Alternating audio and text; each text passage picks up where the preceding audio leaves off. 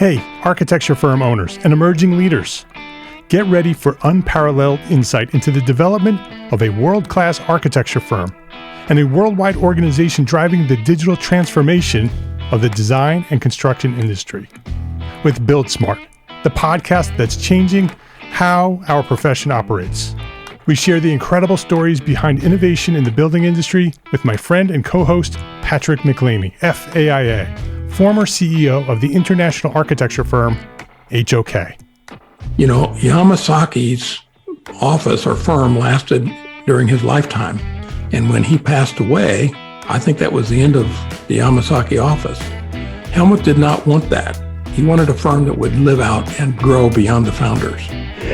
In Season 1, discover the untold stories behind HOK's meteoric rise, from 150 employees in St. Louis to a powerhouse with over 1,900 staff members and 27 offices worldwide.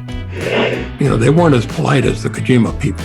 That was just boom. And anytime you have a creditor, whether it's Kojima or the bank, that wants their money, unless you can raise money someplace else, you are out of business. Bankrupt. And hold on tight for Season 2, where Patrick takes us on a new adventure as chairman of Building Smart International, shaping the future of digital transformation in the design, construction, and operation of built assets. Ian Howell, Ken Harold, and I, Ken was my technical representative from HOK. The three of us took a tour of Europe of 5 cities in 5 days. Very busy time. Simply follow the link in the show notes to subscribe to Build Smart now and uncover lessons that will transform you and your architecture firm.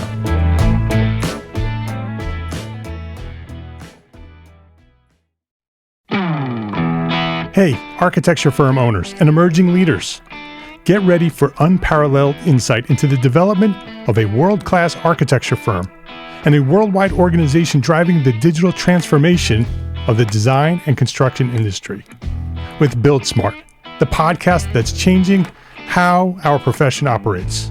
We share the incredible stories behind innovation in the building industry with my friend and co-host, Patrick McLeamy, FAIA, former CEO of the international architecture firm, HOK. You know, Yamasaki's office or firm lasted during his lifetime.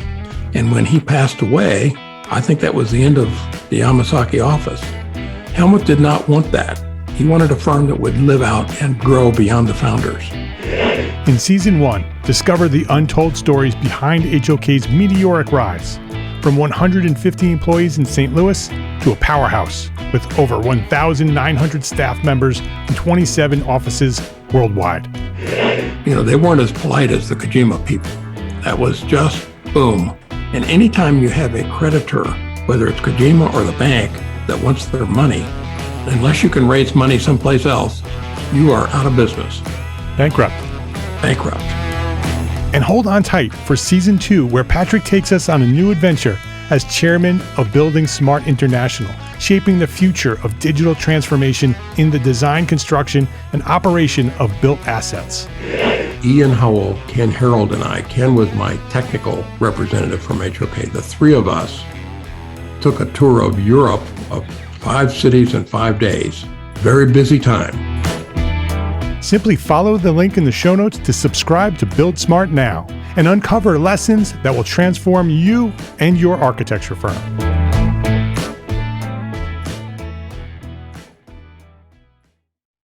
You are listening to Entre Architect Podcast, which means you are a member of the Entre Architect community. Join us on Facebook at the Entre Architect Community Facebook group. It's the most interactive, most supportive, and encouraging, the most positive place on the internet for small firms. Come join us. It's free at entrearchitect.com/group. My name is Mark R. LePage, and you are listening to Entre Architect Podcast, where I speak with inspiring, passionate people who share their knowledge and expertise, all to help you build a better business as a small firm entrepreneur architect. This is episode 232. And this week, I'm speaking with Dimitrius Lynch of Spaces Podcast, and we're talking about sharing your story of architecture.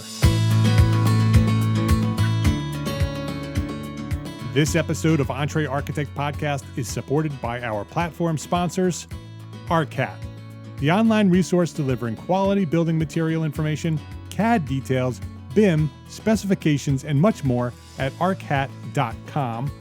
FreshBooks, the cloud-based accounting software that makes running your small firm easy, fast, and secure. Spend less time on accounting and more time doing the work that you love. And Gusto. Gusto is making payroll, benefits, and HR easy for small businesses. Modern technology does the heavy lifting, so it's easy to get things right. Dimitrius Lynch, welcome to Entree Architect Podcast. Thank you, Mark. Thanks for having me. It's great having you here. Dimitrius Lynch is an architecture graduate from California State Polytechnic University in Pomona. He's a licensed architect in the state of California. He's practiced both domestically and internationally in various types of architecture, but with a main focus on residential. He's LEED and WELL accredited professional. WELL, I haven't heard of WELL, but WELL denotes expertise and a commitment to advancing human health and wellness in buildings and communities. Dimitrius recently started a podcast, which is why he's here. I want to talk about that. The podcast is called Spaces Podcast, which aims to promote the greater building industry to the public through the lens of examining the effects of societal changes on the design and construction of spaces throughout history and into the future. So this is a real architecture podcast talking about architecture, unlike this podcast that talks mostly about business and everything except architecture to architects. So Dimitrius, I love having you here. This is going to be a great conversation. I told our listeners a little bit about you, but I want you to sort of fill in the blanks. Tell us your origin story. Go back to where you discovered architecture, what inspired you on this path, and give us that story to where you find yourself today. Yeah. So again, thank you very much for the intro and for having me on. Kind of going back, it's a little bit of an interesting story. We, as a kid, I grew up in Compton, California. Are you familiar with Compton by chance? Yeah, I know Compton. Yep. So for any of your listeners that may not be aware, it's urban, I guess considered now urban city in southern Los Angeles County, California. And it basically became kind of prominently known amongst the growth of a rap group called NWA, Dr. Dre, Eazy, Ice Cube, that represented Compton. And it became sort of iconic in kind of the gang rap culture, gang activity, crime, things like that. So I was born there and born in 1983, right in the middle of where a lot of this was kind of the stuff that they were talking about was kind of coming up in Compton.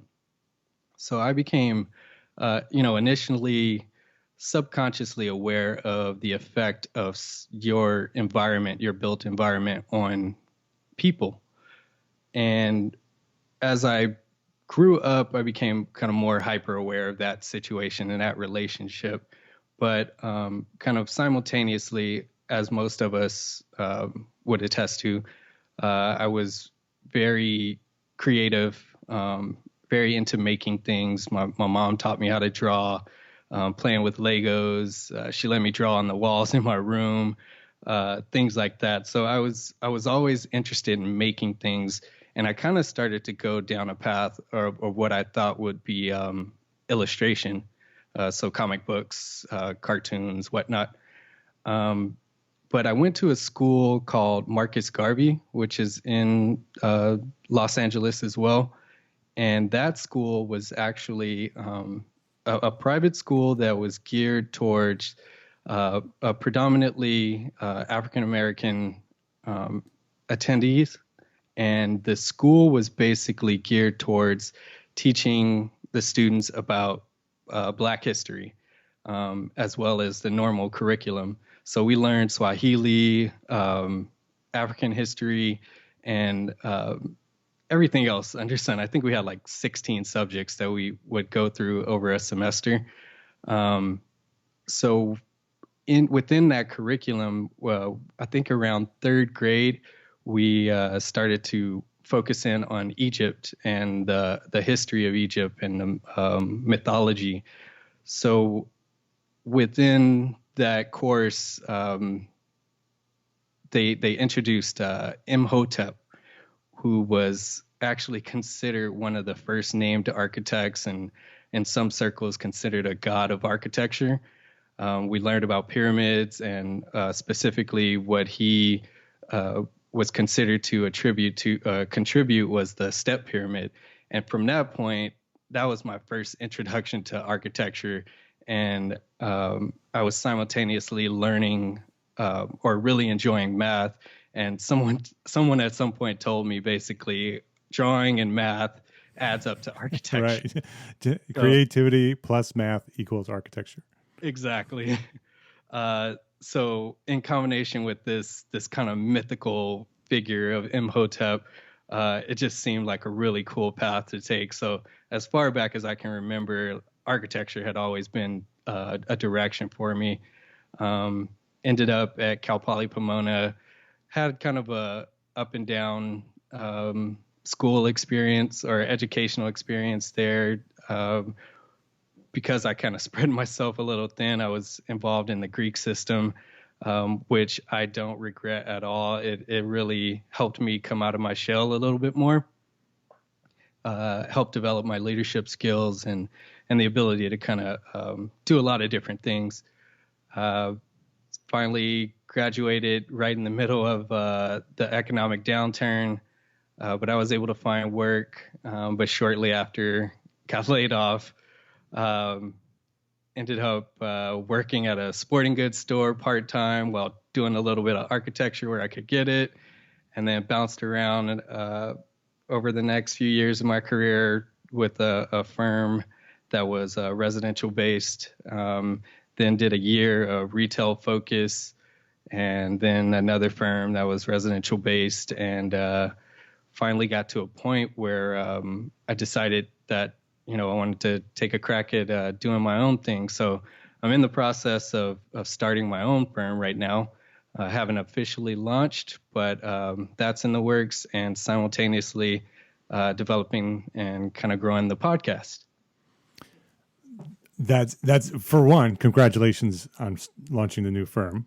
That's a big step and a difficult thing to do. So I hope you're part of the Entre Architect community, because those guys over there will definitely help you and answer any questions you might have. That's a community. That's a Facebook group that we have, 3,000 members, all architects, all small firm architects. So definitely make sure you're over there.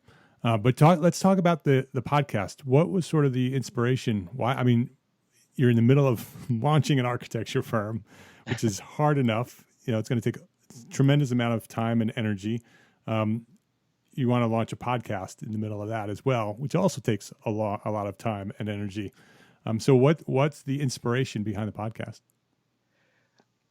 So over my career, I've kind of had this experience where in my mind, I felt the architecture and the greater building industry are, not to sound dramatic, but kind of under fire to some extent. And I think we need to kind of shake things up. And part of that, my perception is that the greater public understands, or the greater public has an appreciation for architecture and buildings, but they don't understand what goes into it and how much is calculated and perceived and the effects of a good space or a bad space.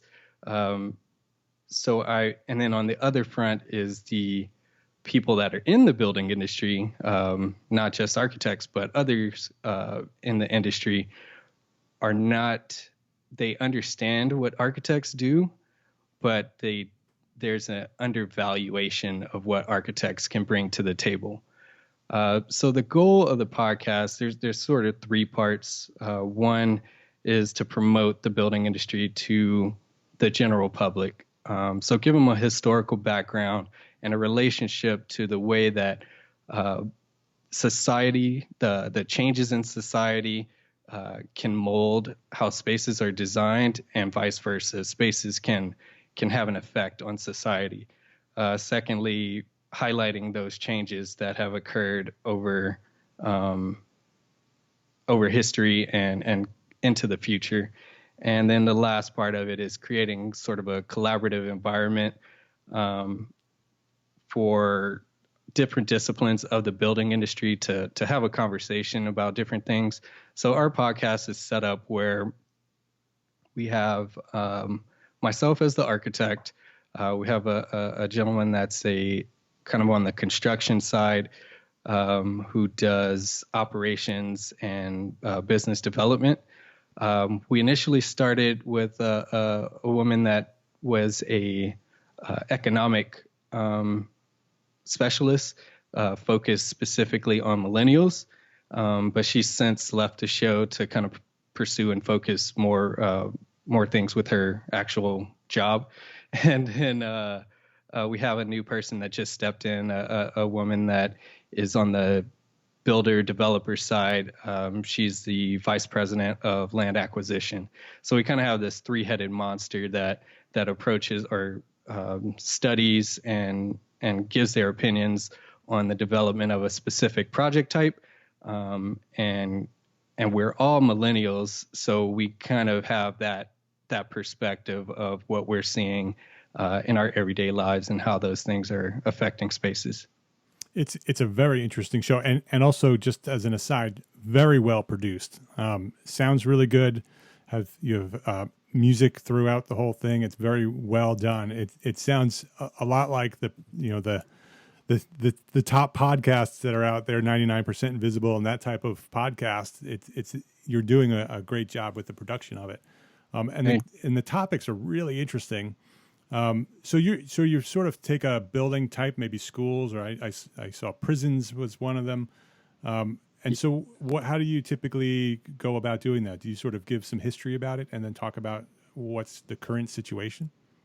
Exactly. So far I think we're on our, I want to say 16th episode or something like that. We launched in December of last year. And we're usually putting them out every 2 weeks, roughly.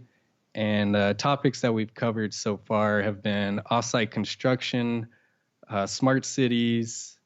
We talked a little bit about company culture, and we brought in the CEO of Ware Malcolm, and he discussed kind of company culture and then office design. Talked about specifically millennials on spaces, or their effect on spaces. A couple other big ones that we brought in were the executive director of a organization called Pathways of Hope, and we talked about homelessness.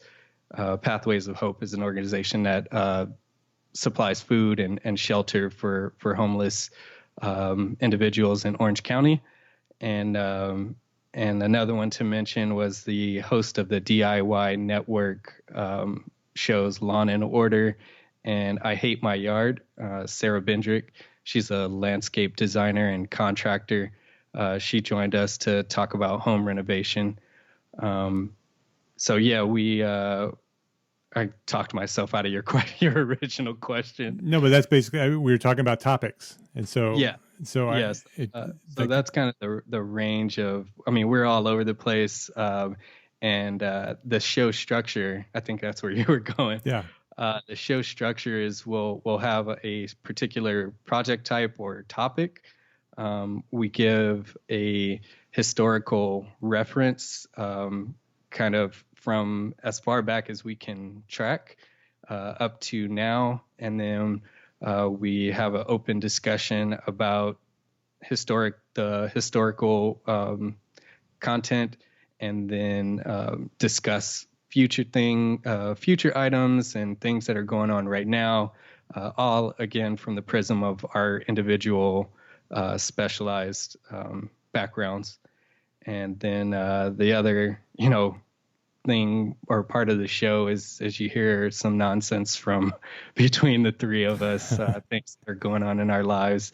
I'll drop in a few things about, starting up my own firm and the issues that I run into and wins that I get here and there. So we're it's a little bit different because it's not so technical that the average person that's not in the industry will be lost listening to it. It's pretty easy to listen to, pretty entertaining. I think we got some characters on the show, and good content.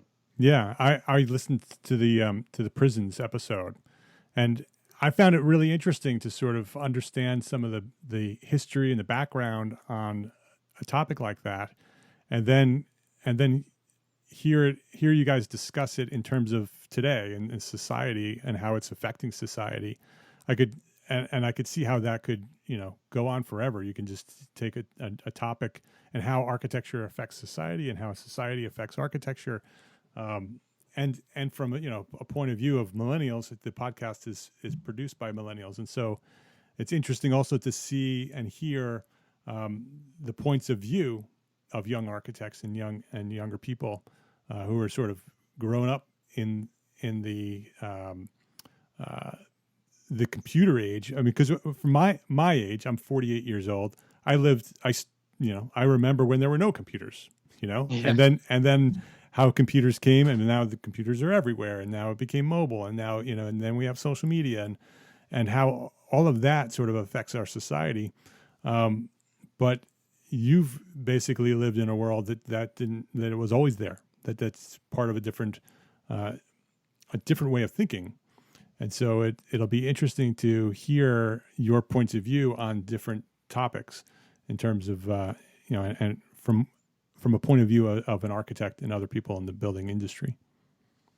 Yeah, and that's actually one of the episodes we're going to do in the future is technological advancements that have affected and are affecting and will affect our industry, both on the construction and architectural side. There's a lot of apps coming out now that are making things easier, being able to sketch live in a space. A lot of cool things using Oculus, for example, for construction, where you can basically lay out a floor plan and quickly just put the stud where it's shown on your camera or your glasses. So a lot of cool things going on. In my last episode, I spoke with Rachel Prinz, who is a storyteller, essentially. She's an architect, trained architect. She's doing marketing and branding for architecture. She's sort of telling the story of architecture. She has a for-profit firm as well as a nonprofit doing storytelling, essentially telling the story of architecture. And we were talking about how important it is for architects to each one of us to do our part in telling the story of architecture, of what architects do and who we are and what we do.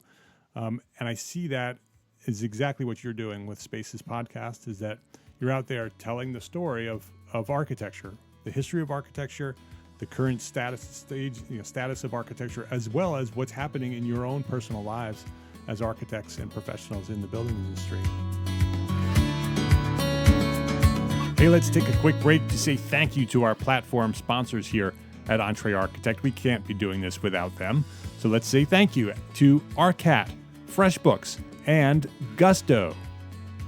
Summer is for being outdoors and going on vacation, right? Not spending extra hours in the office. Well, luckily, our friends at ARCAT can help.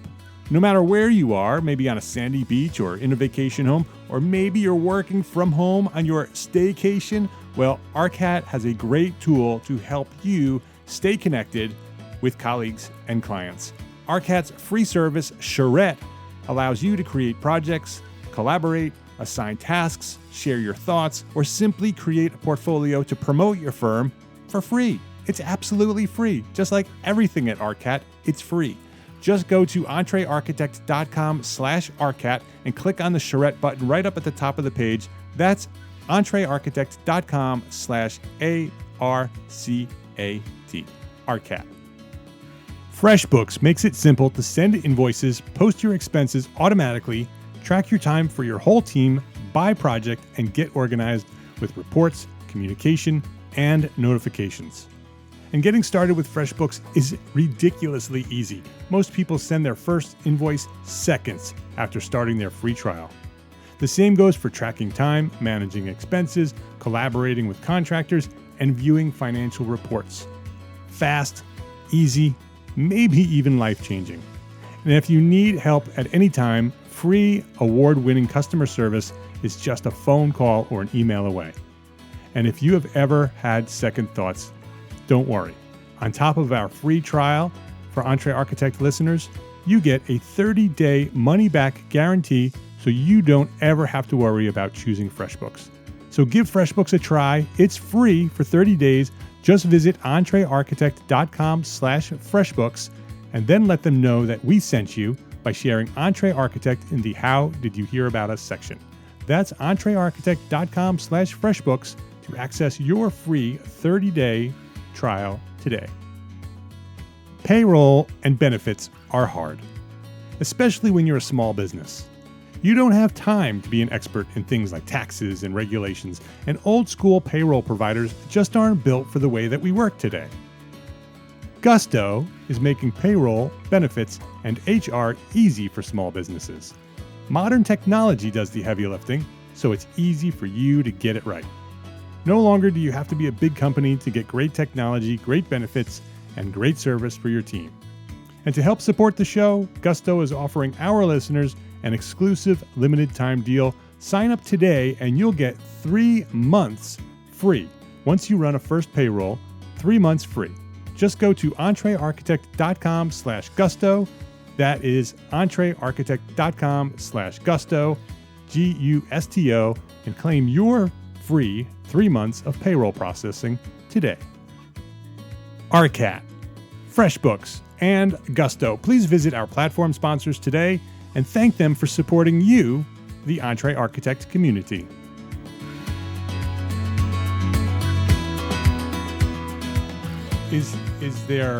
Was that the intention, to sort of tell the story of architecture, or is it more sort of focused on you guys yourselves?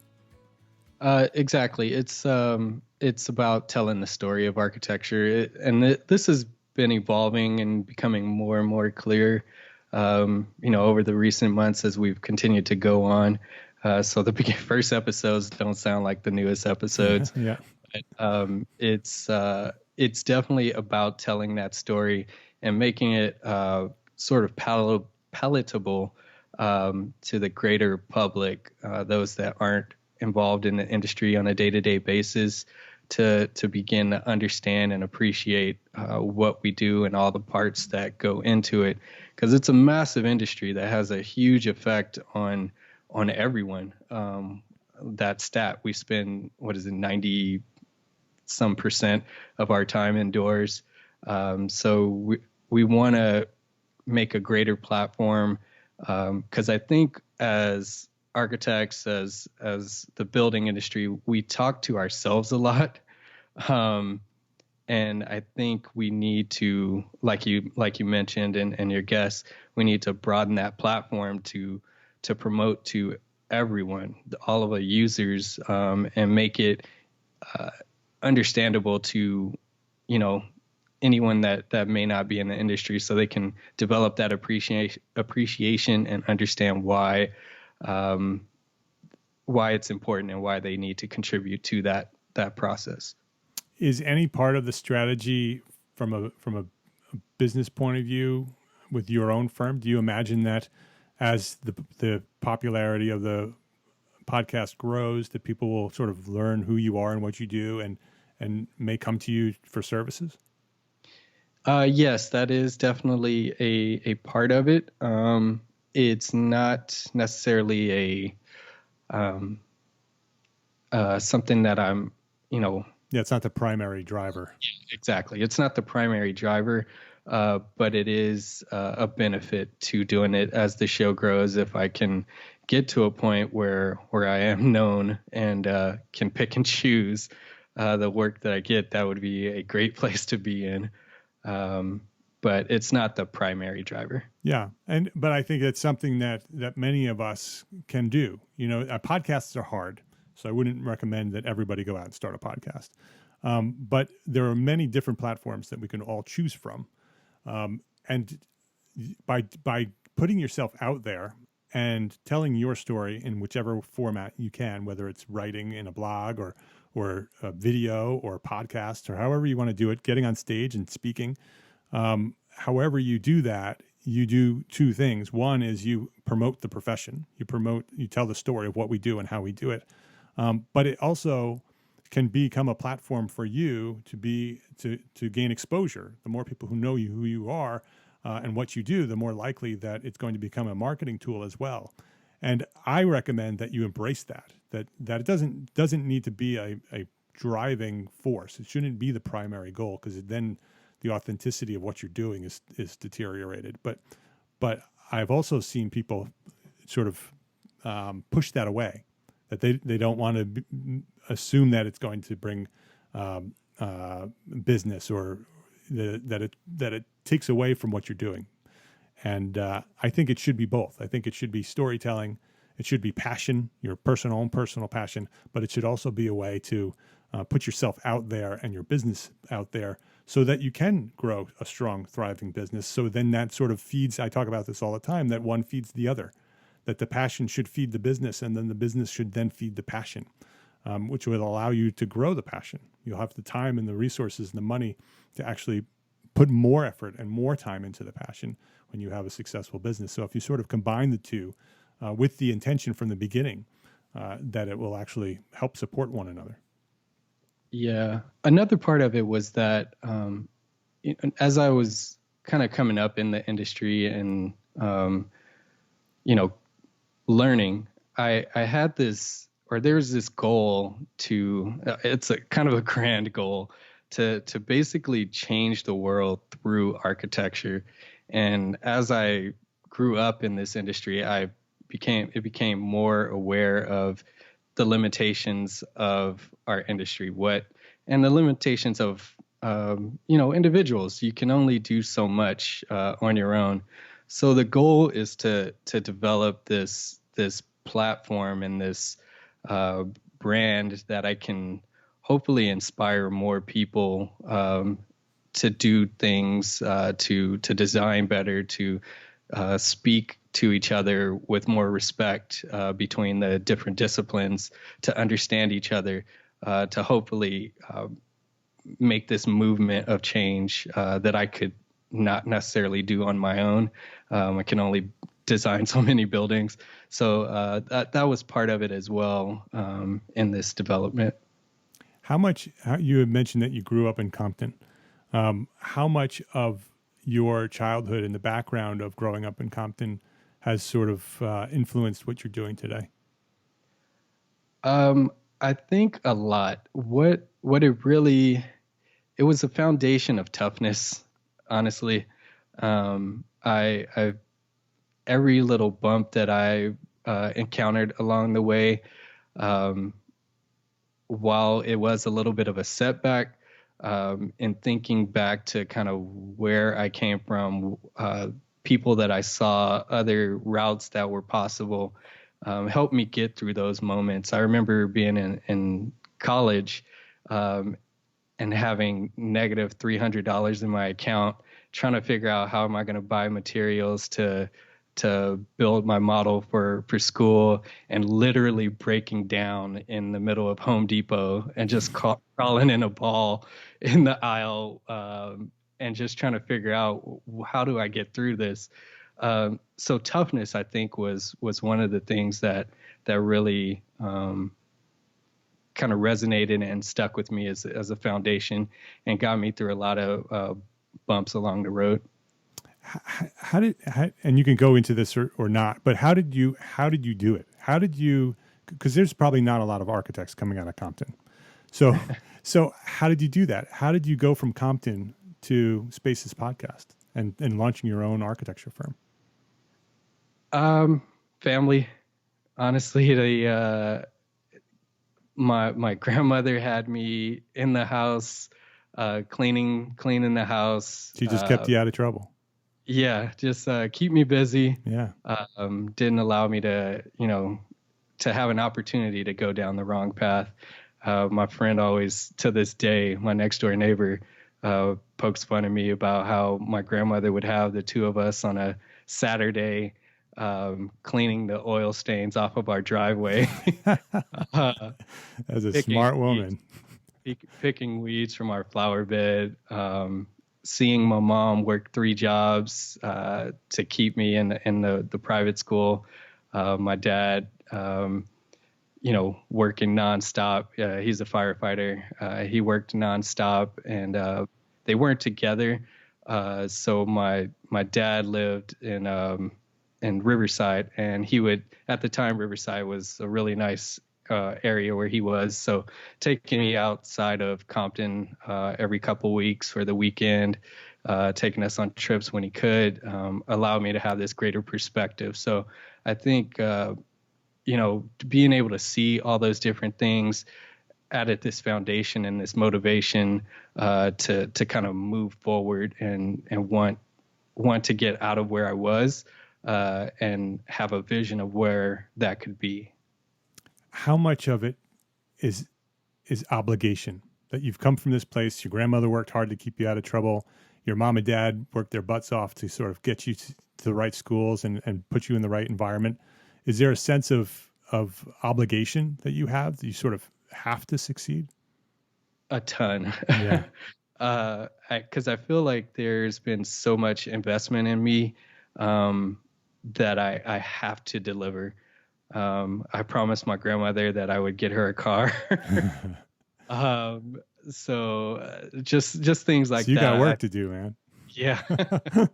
So I feel like, there's a lot of obligation to kind of pay it back, not only to my family, but to create sort of a vision for others, because you don't have to be there, but you have to have an understanding of what's possible. Yeah, that's why I wanted to talk about that, because I know there are people who are listening who have struggled to get to where they are, and know people who are in the position of not knowing how to get out of that position. And so to learn from your story that that grandma focused on keeping you busy, because if you were busy, you're going to stay out of trouble. And people working hard to get you to where you are, and you having that sense of obligation and toughness and the sense that hard work is going to get me success, that's what's going to get me out and into the profession that I want to be in, is grit and hard work. And that's the secret. People are looking for the secret to success. The secret to success is buckle down and work your butt off. Yep. And so it's great to hear your story. It's great to hear your voice on Spaces podcast. I look forward to following your journey with the profession. And if there's anything I can do to help you proceed with your podcast or your profession, absolutely reach out and let me know. Great. Yeah, I'll send you an email with the list of questions. Yeah, I'm happy to do that. Really, sincerely, I'm happy. That's my passion, is to help people get to the next step. So I'm happy to do that. And anybody else who's listening, don't hesitate to reach out to me with questions. I'm happy to answer them. All right, Dimitrius, before we wrap up here, I have one final question for you. What is one thing that a small firm architect can do today to build a better business for tomorrow? So it's not necessarily a one quick thing that you can do. It's sort of a process, but I would say commit to flexibility. Things rarely go the way that we plan them out exactly. So you have to be flexible along your journey. And what flexibility will do for you, it keeps you in the moment. So you're not necessarily bogged down by your past, whatever has happened to you in the past. You can learn from it and let it go. And it doesn't make the future seem untouchable. So it keeps you in the moment, because you have to navigate whatever situation comes towards you. And then that commitment to flexibility will ultimately turn anything that most people may consider failure, it turns it into an obstacle or just a minor setback for you. And you just have to get around it and figure out the new path to get to where you're ultimately trying to go. So I would say flexibility is the one thing that I would recommend everybody to adopt and commit to. That's a great one. And sometimes that failure or that obstacle actually becomes an opportunity. Yeah. That at first you don't realize it because it's not what you had planned. And so it didn't work out the way you thought it would.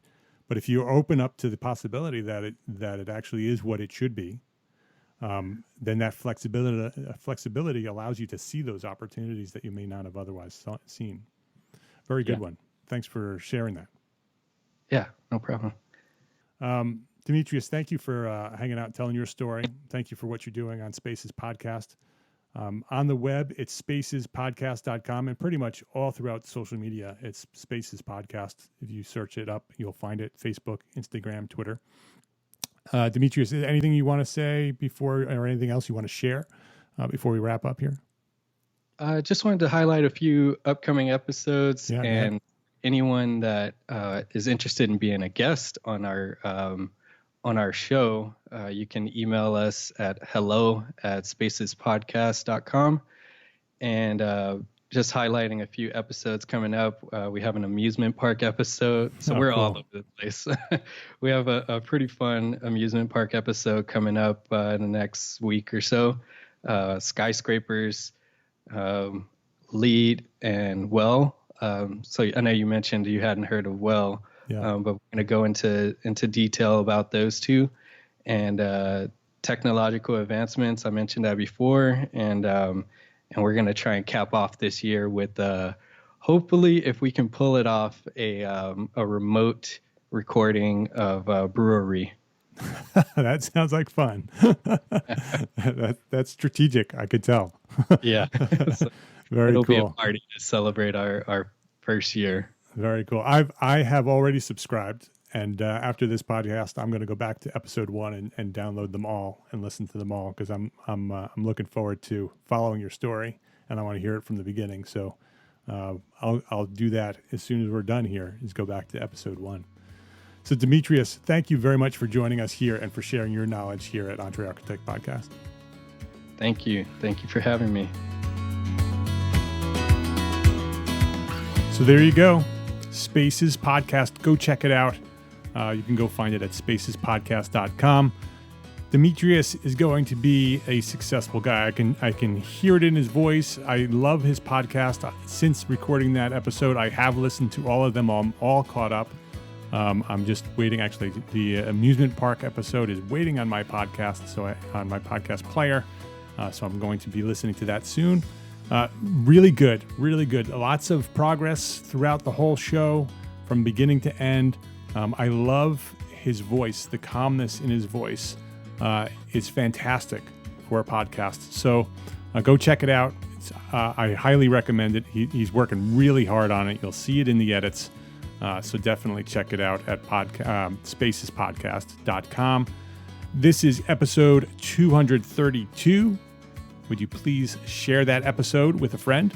Facebook, Twitter, LinkedIn, Instagram, Snapchat, email, however you want to do it, just share it. I really, really hope you can do that for me. That is the only thing I ask of you. It's entrearchitect.com/episode 232. entrearchitect.com/episode 232. And while you're at it, go check out my friends over at ArchiSpeak and Inside the Firm, 2 other great podcasts. So go check those out, ArchiSpeak podcast and Inside the Firm podcast. And go check out the Entre Architect community on Facebook. It is a private Facebook group on Facebook, obviously. It's free, and it is the most interactive, most supportive, and encouraging, the most positive place on the internet in the world, I would venture to say, for small firm architects. Come join us. It's free at entrearchitect.com/group. You will love it. My name is Mark R. LePage, and I am an entrepreneur architect, and I encourage you to go build a better business so you can be a better architect. Love, learn, share what you know. Thanks for listening, and have a fantastic week.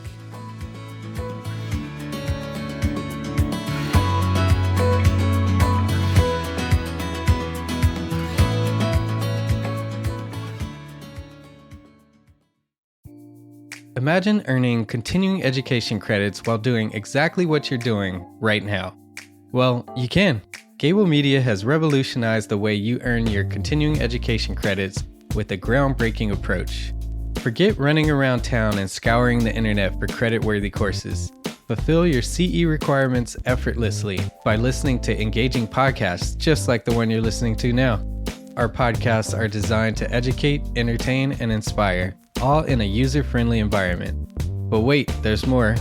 Architects, Gable Media is also approved as an AIA continuing education services provider. Upon completion, we handle everything, from reporting your hours directly to the AIA to storing your certificates in your personal Gable Media profile for your self-reporting needs. So follow the link in the show notes and start earning your credits in the most innovative and entertaining way possible with Gable Media.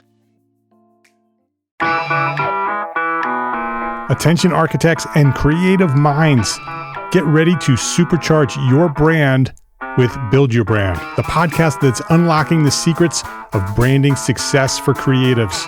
Hey there, it's Mark Arlepage, founder of Entre Architect, and I'm inviting you to join my friend, architect marketing expert Jeff Eccles at Build Your Brand podcast, where he explores the captivating stories of the world's top brands and transforms their lessons into powerful moves for small firm architects and creatives like you. In Season 1, Jeff shares the thrilling tale of Southwest Airlines, where he dissects their journey to the summit and distills it into strategies tailor-made for you. It's important to keep in mind that companies like Southwest compete in the real world, just like you, and face real-world challenges, just like you. You might be surprised at how similar those challenges are to the struggles that you grapple with on a day-to-day basis. Don't miss out on your blueprint for success. Subscribe, tune in, and let's build your brand together. You may have noticed that the very best brands in the world are also known for having somewhat unique corporate cultures. That's often the glue that holds everything together when they encounter those rough spots. We don't do it because it inconveniences the passengers to whom we are primarily dedicated, the short haul, frequent flyer. Follow the link in the show notes to subscribe to Build Your Brand today. Remember, no matter the size, the journey's the same. Your brand's journey to the top starts here.